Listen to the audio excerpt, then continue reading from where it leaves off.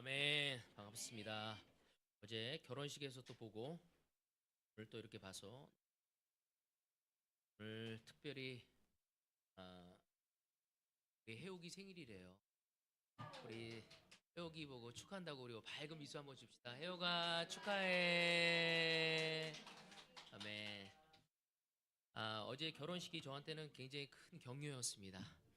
우리 세희가 너무 이렇게 기뻐하면서 신부를 맞이하는 모습도 너무 기뻤고 또 그 결혼식을 돕고자 준비해 준 우리 김상창 형제에게도 다시 한번 감사하고요. 하나하나 다 그 예식 순서도 다 팔로우 해주고 하게 준비해서 너무 아름다운 결혼식을 드릴 수 있었습니다. 제가 너무 기뻤던 것은 세희 아버님이 저를 딱 보시더라고요. 목사님, 하나님이 하신 일이십니다. 라고 저에게 이렇게 손을 딱 잡고 얘기하는 것이 너무 기뻤습니다. 아버님이 생각하시기에도 자신의 아들이 결혼하기까지는 쉽지 않았었는데 우리 주님은 이런 놀라운 역사를 하셨고 또 오늘 우리 그 상창 형제가 성찬을 나누면서 목적과 성에 대해서 이야기해서 있습니다. 사실은 성찬의 시간은 무엇보다도 우리의 그 깊이 있는 내면의 모습을 봐야 하거든요. 시간이 가면서 우리가 우리의 내면의 모습을 보지 않는다면 우린 늘 주변 사람에 대해서 자신 불편이 난무하게 되어요. 이 부부관계 속에서도 어려움이 있었을 때 왜 나를 이런 상황에 아, 몰아넣는 거지 하면서 상대방을 사실 탓할 때가 많습니다. 아니면 이 지금 우리 대한민국에 주어진 이 사회적 환경에 대해서 탓할 때도 있습니다. 그러니까 시간이 가면서 우리가 예수님과 깊어졌었을 때 우리의 기쁨과 우리의 확신과 또 우리의 은혜로 그 모든 것이 주님과 나를 바라볼 수 없다면 우린 정확하게 답을 찾아가고 주님의 놀라운 능력을 경험할 수가 없죠. 오늘 우리 김상장 형제의 시간의 나눔을 통해 다시 한번 나의 내면을 살펴볼 수 있는 시간.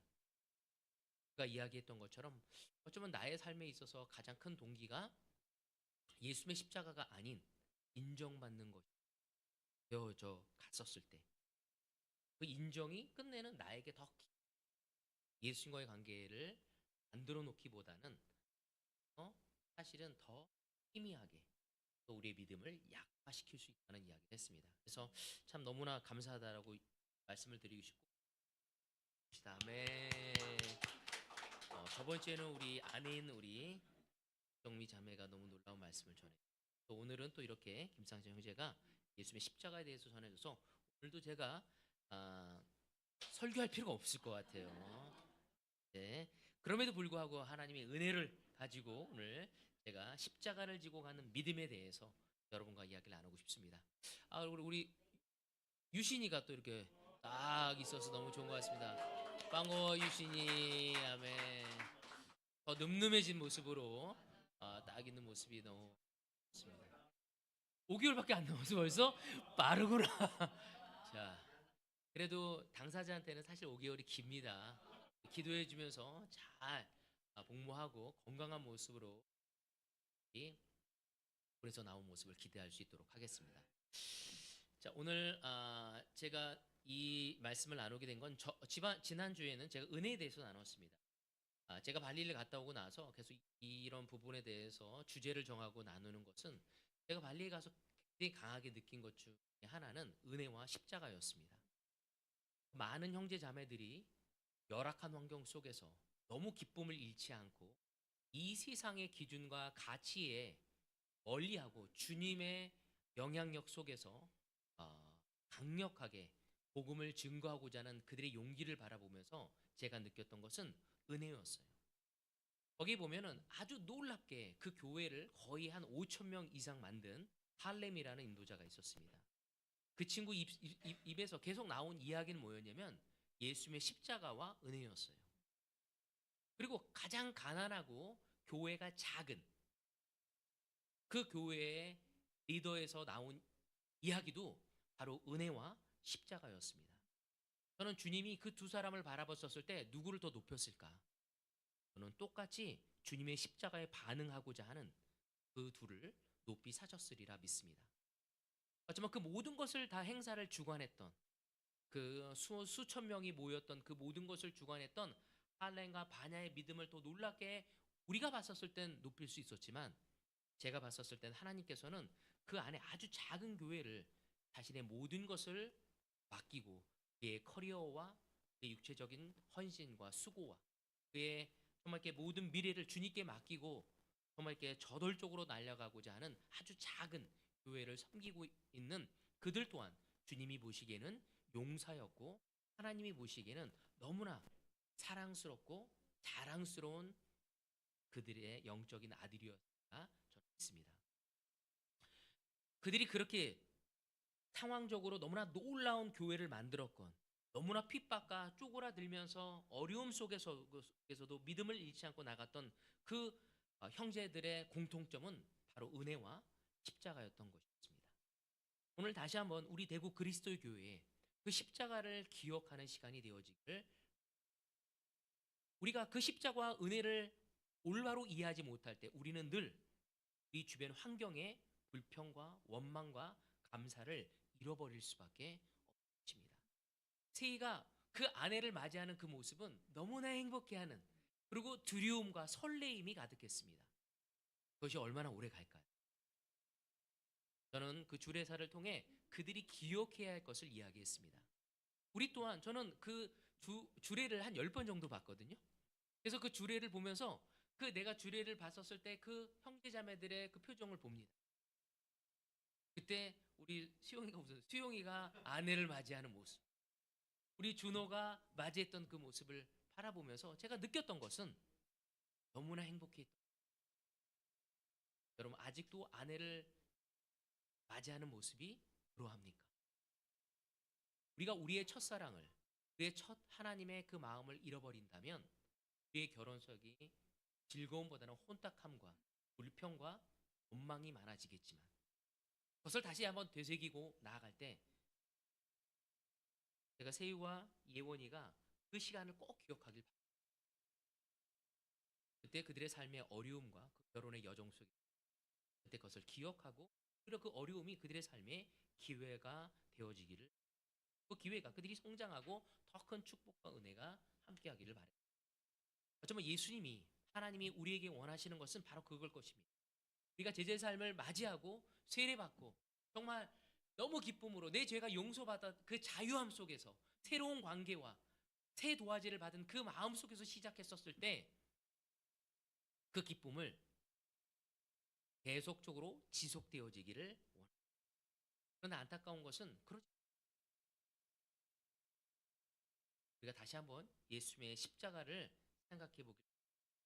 사실 십자가는 본래 아름다운 것이 아니었죠.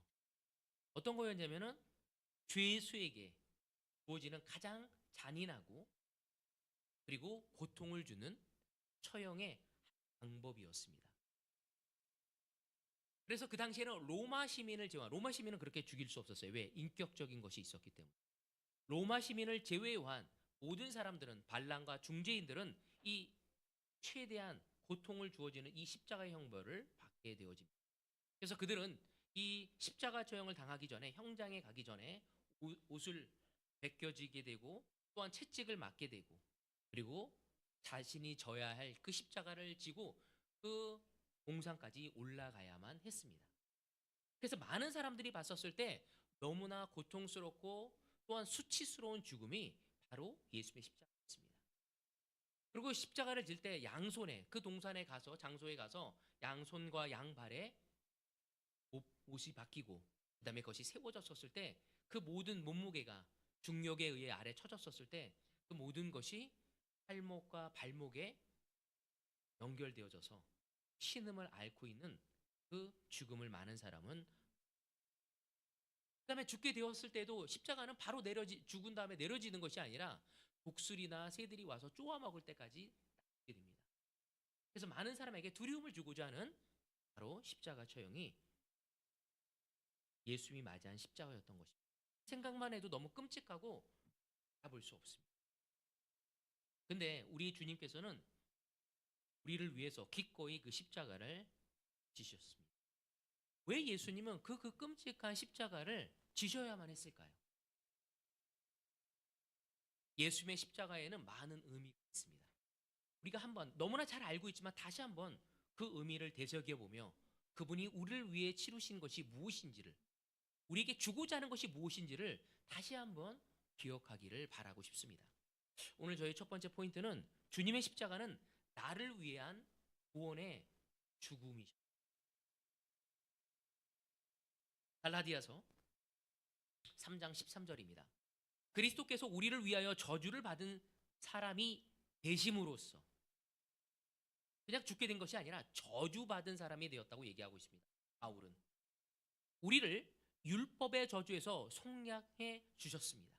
기록된 바 나무에 달린 자는 모두 저주를 받은 자이다 하였기 때문입니다. 네. 여기에 보면은 우리를 율법의 저주에서 속량해 주셨다고 얘기해요. 여기에 속량이란 뜻이 뭔지 아십니까? 맞아요. 그죠? 값을 치르고 샀다는 의미. 누군가 나의 죄값을 지불해야만 했던 거예요. 누군가 내가 져야 할 그 죄의 대가를 누군가 속량해 줘야 하는 것이요. 바로 즉 죄에서 구원해 주셨다는 것을 의미하는 거죠. 이때 치루신 값이 십자가에서 흘린 예수님의 피였던 거예요. 나의 죄값을 누군가 죽음을 대신해서 맞이해야 하는데, 고통스러운 죽음을 맞이하는데 바로 예수님께서 십자가의 매달림을 통해 우리를 속량해 주셨다고 바울은 우리에게 설명하고 있습니다. 이 십자가의 구원의 은혜는 보편적이었기 때문에 나뿐만 아니라 보편적으로 모든 사람에게, 모든 민족에게 주어진 것입니다. 그래서 자격이 없는 나에게 하나님의 은혜로 우리는 그 죄로부터 받을 수 있는 은혜를 받았고, 또한 구원의 약속을 받은 존재가 바로 우리라는 것입니다. 이것이 얼마나 놀라운 것인지. 근데 성경의 한 인물 중에, 여러 인물 중에 저는 생각나는 것이 갈렙이었습니다. 갈렙은 유대인 혈통이 아닌데도 불구하고 가나안 그 족속 중에 한 사람이었지만 그는 하나님의 은혜를 받은 사람이었습니다. 그는 그니스 족속이라고 얘기하고 있죠. 이스라엘에게 진멸의 대상이 되어야 할 사람 중에 한 사람이 바로 그니스 족속이었어요. 근데 특별히 갈렙이라는 이름을 찾아보면요, 그의 공격자 또는 종, 노예라는 의미를 가지고 있습니다. 그래서 제가 그거를 히브리어로 한번 찾아봤어요.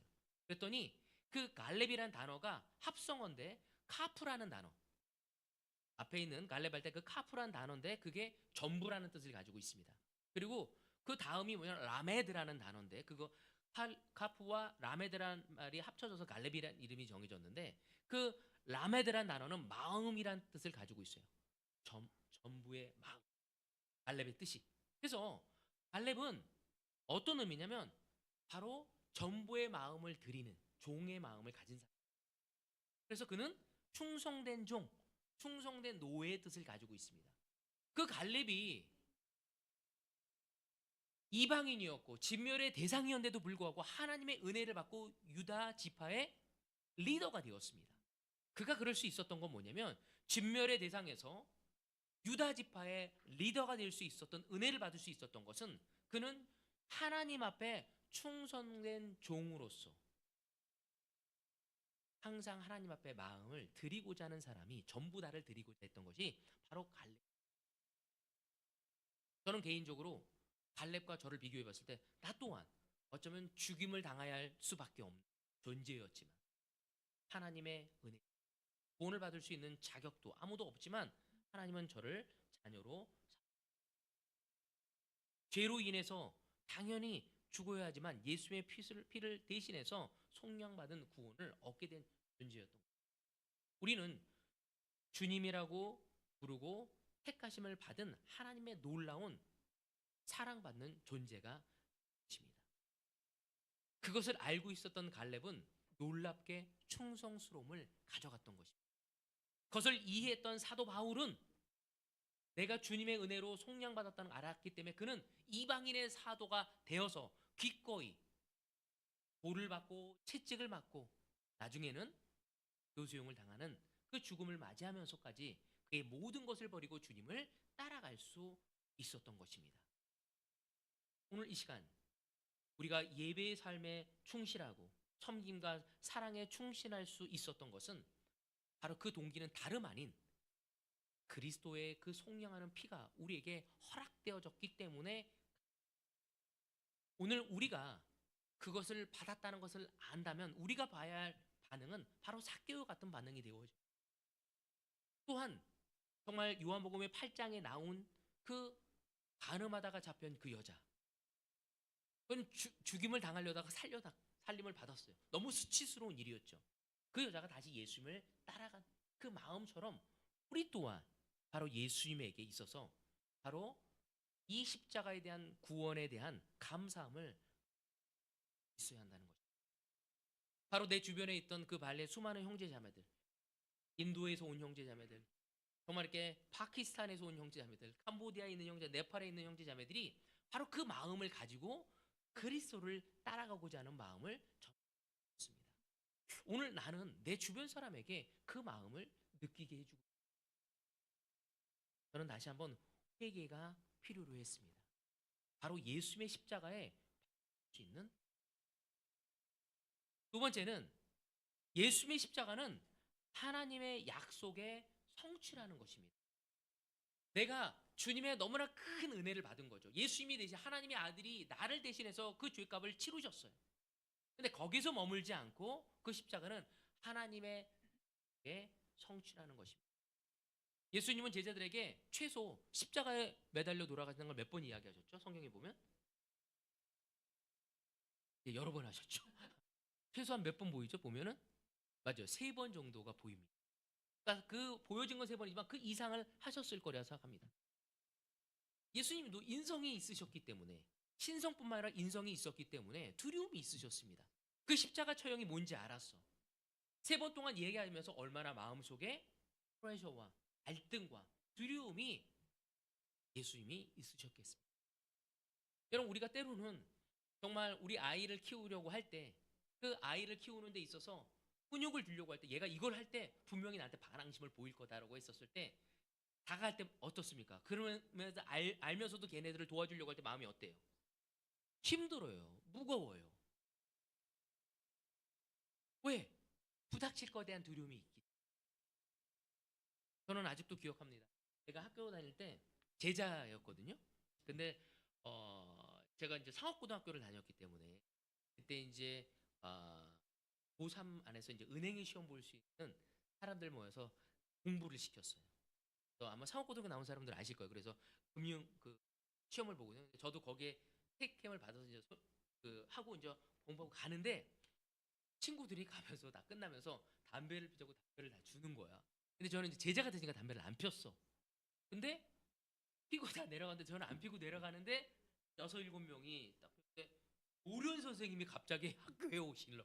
그래서 그냥 마주친 거죠. 교수 선생님, 야, 너 아침 7시까지 교실에 와. 가지고 거기 있던 7명이 다 같이 가게 돼. 아침에 딱 가더니 그러자마자 와이셔츠를 막 캐비넷 뒤에서 못 찾는 거예요. 그래서 뭘 찾으시지? 그랬더니 야구 방망이를 딱 꺼내시는 거야. 그러더니 한 명씩 나오라고. 그래서 야구 방망이 왜 폈는지도 물어보고 애를 때리기 시작. 그 3번째 맞았거든요.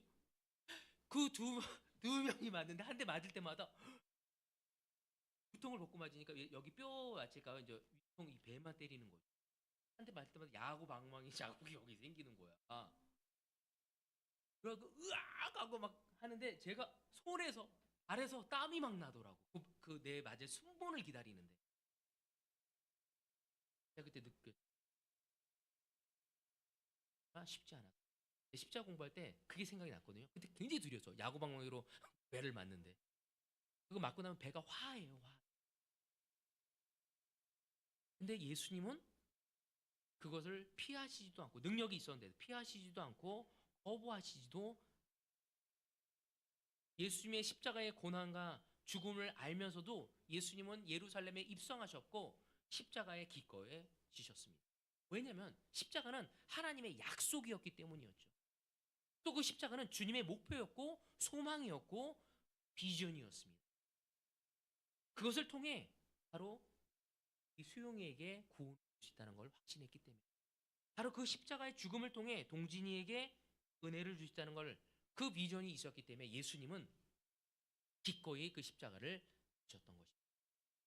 하나님의 약속을 이루신 그 예수님의 모습 또한 저는 너무나 감동이었습니다.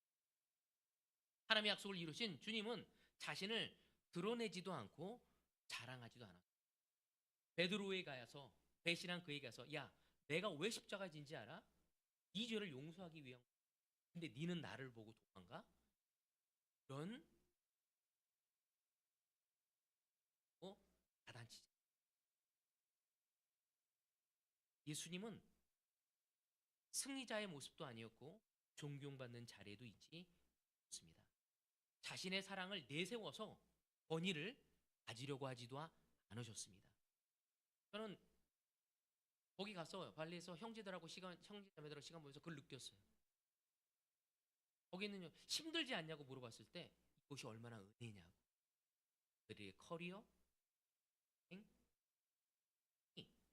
특권이 왜 그들은 예수의 십자가를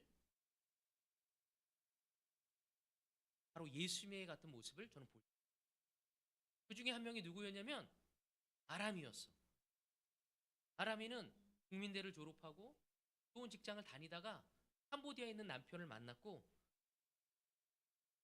원하지도 않았는데 교회 인도자가 돼버렸어.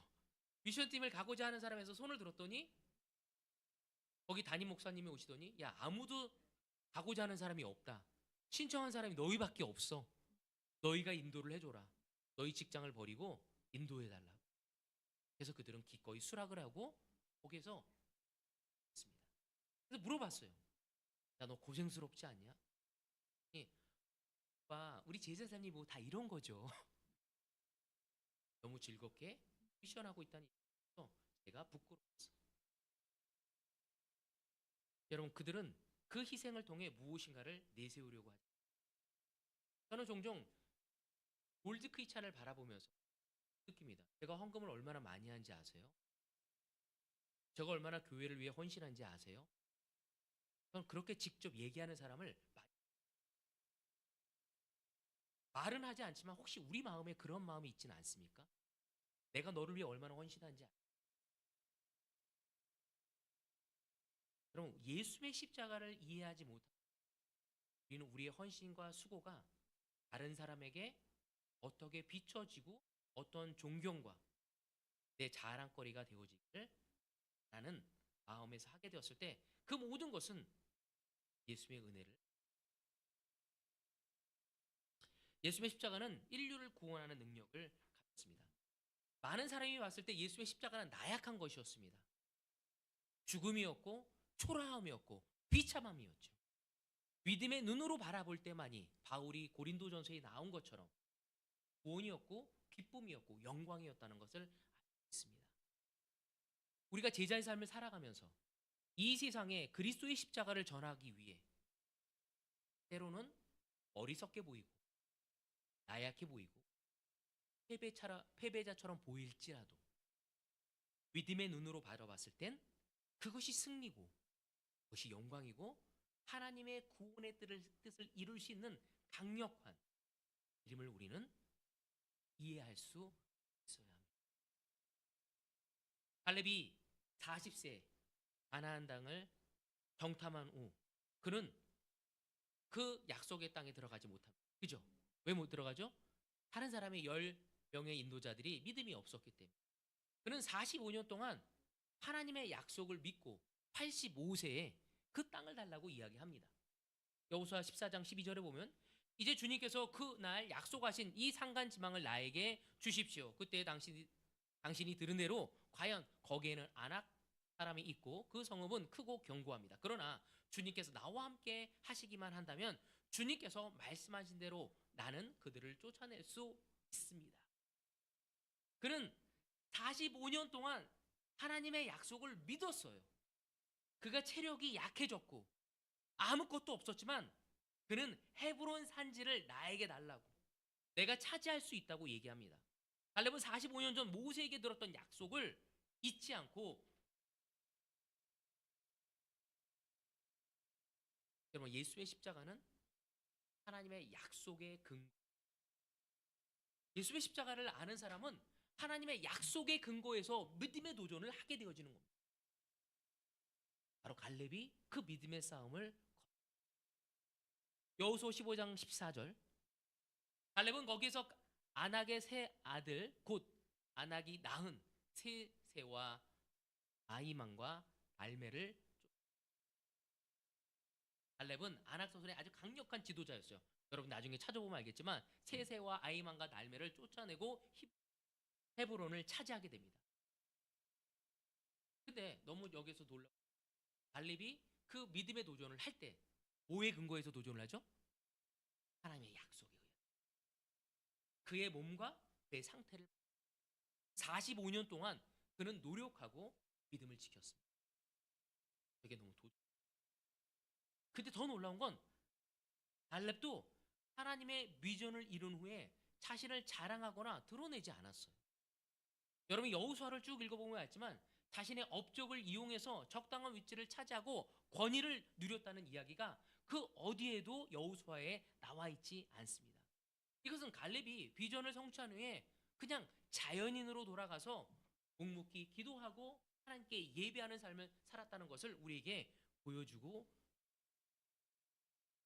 예수의 십자가를 이해하고 그 약속의 근거에서 나가는 사람은 바로 이런 모습을, 저는 이 갈렙이 그 약속을 이루고서 겸손하게 살아가는 모습도 도전이 되었습니다.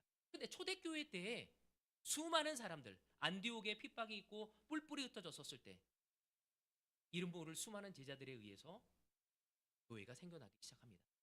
아직도 이집트에 왜 교회가 생겨난지를 모릅니다. 아직도 아프리카에 왜 교회가 있었는지 모릅니다. 이름 모르는 누군가 예수의 십자가를 이해하고 그 하나님의 약속을 믿고 전했기 때문에 바로 기독교가 그들에게 전파될 수 있었던 거예요. 그래서 성경에는 이름 없는 더 많은 제자들의 영향력이 있습니다. 여러분 12명의 바른 유다 대신 선택받은 사람이 누구였죠? 제자가 마띠아야입니다. 마띠아에게는 거기에 나오고 안 나옵니다.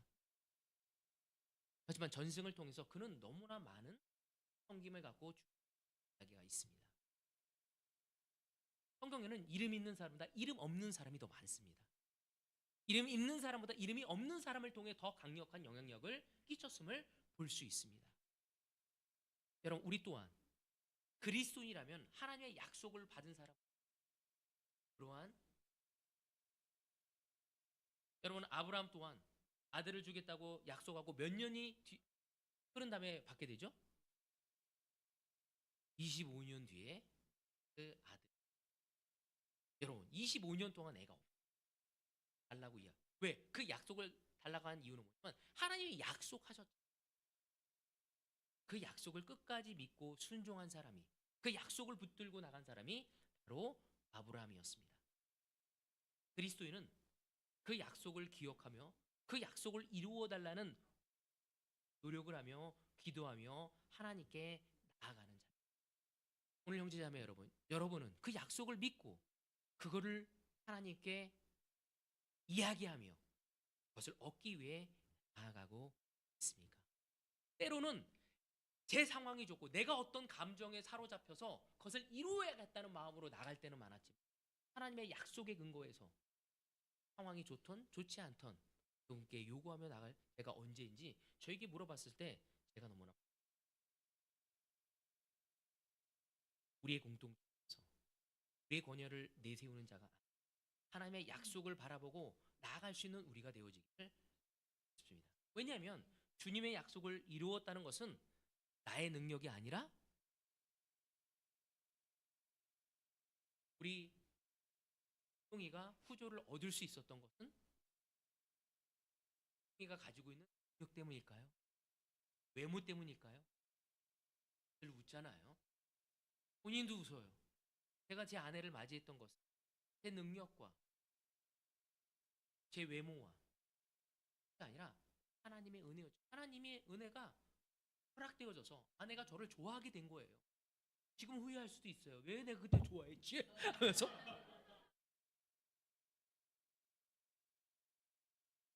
하나님의 은혜로 이곳에 있음을 기억하십시오. 하나님은 그 은혜를 지금도 우리를 사용하고 싶어 하십니다. 세 번째 마지막입니다. 예수님의 십자가는 내가 지고 가야 할 십자가입니다. 누가복음 9장 23절에 보면 예수께서 모든 사람에게 말씀합니다. 나를 따라오려는 사람은 자기를 버리고 날마다 십자가를 지고 나를. 이때는 수많은 사람이 예수님을 따랐습니다. 왜? 오병이어 기적 이후에 주님이 가는 곳마다 수많은 군중들이 따라왔던 거예요. 예수님이 기도하러 자리를 피하려고 해도 어때요? 사람들이 미리 알고 동선을 미리 파악하고 막 따라가는 것입니다. 그때 예수님은 그들을 향해 얘기합니다. 너희들이 나를 따라오는 삶이 무엇이지? 십자가를 지는 삶이라고. 여러분, 예수의 십자가는 걸어놓고 바라보는 감상의 대상으로의 십자가가 아닙니다. 예수님의 십자가는 부적처럼 악기를 물리치는 것이 아닙니다. 사탄아 물러가라. 우리 영화에서 많이 봐.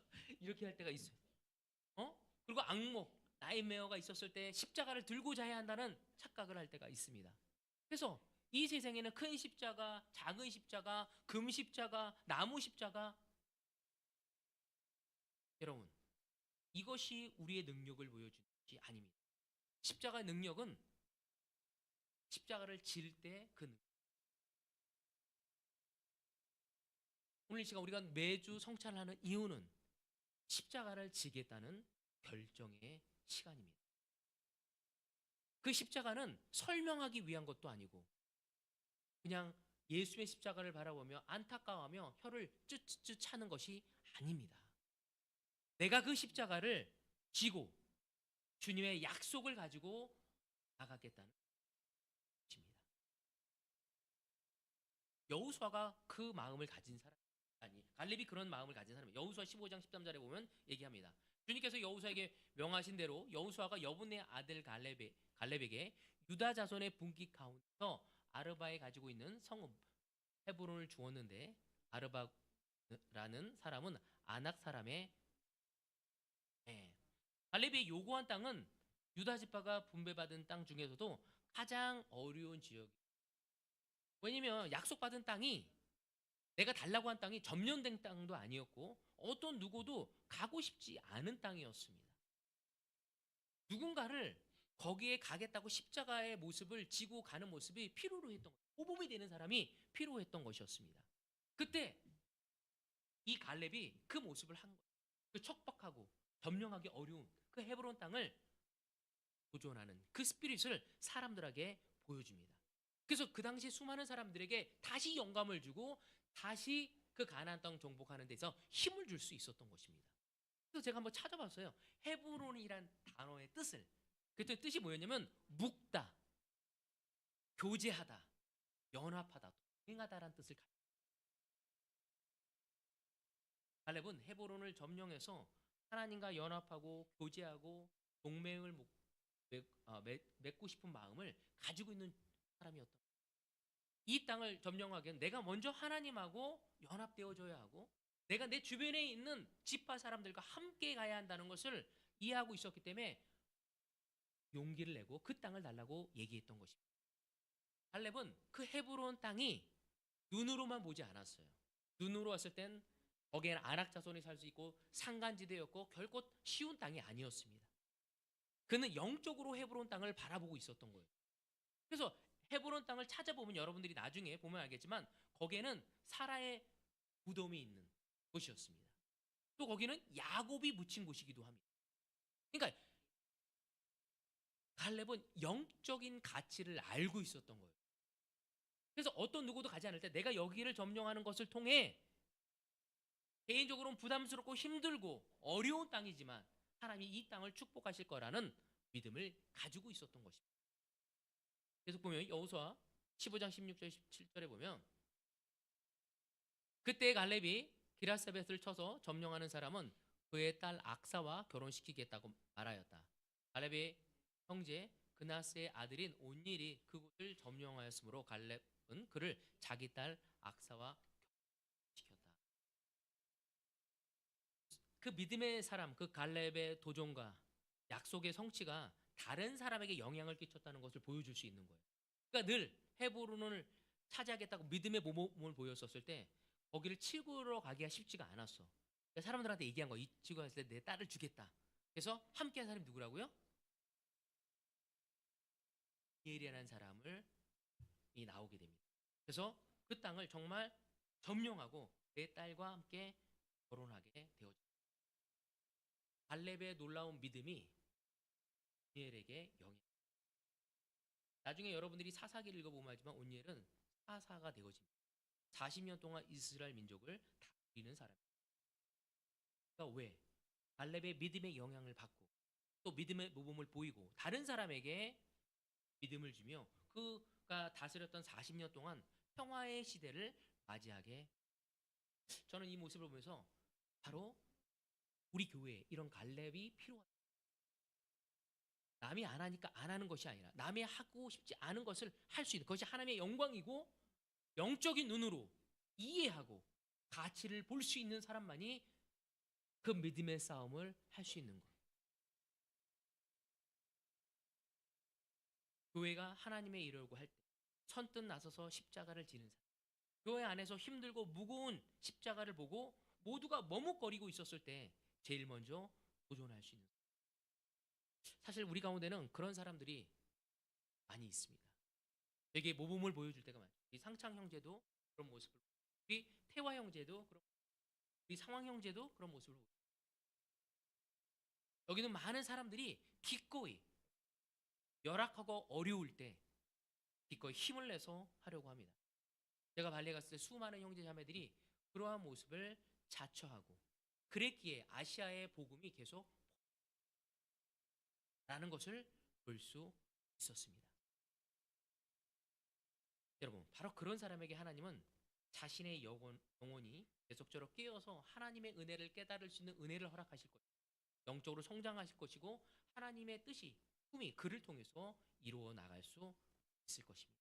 더 나아가서는 갈렙이 그 운니엘에게 영향을 줬던 것처럼 우리 또한 누군가에게 그 영향을 줄 수 있게 될 것입니다. 예수님을 통해 우리가 도전하고 우리가 지어야 할 십자가를 기꺼이 질 수 있는 우리 모두가 되어집니다. 여러분, 제가 읽지는 않겠지만 누가복음 10장에 보면 사마리아 사람에 대해서 나옵니다. 누가 이 사람의 이웃이 될 수 있을까? 그때 사마리아인이 되잖아요. 그죠? 근데 그 당시에 이스라엘 사람들은 사마리아는 어떻게 봤죠? 잡종으로 봅니다. 그래서 굉장히 인격적으로 함께 하진 않습니다. 근데 진정한 이웃은 그 사마리아인이에요. 여러분, 이 세상의 수많은 사람들을 불쌍히 여기고 진정한 이웃은 우리가 되어지기를, 우리 주변 사람들에게 복음을 전할 수 있는 우리 모두가 되어지기를 위해서 말씀을 여기서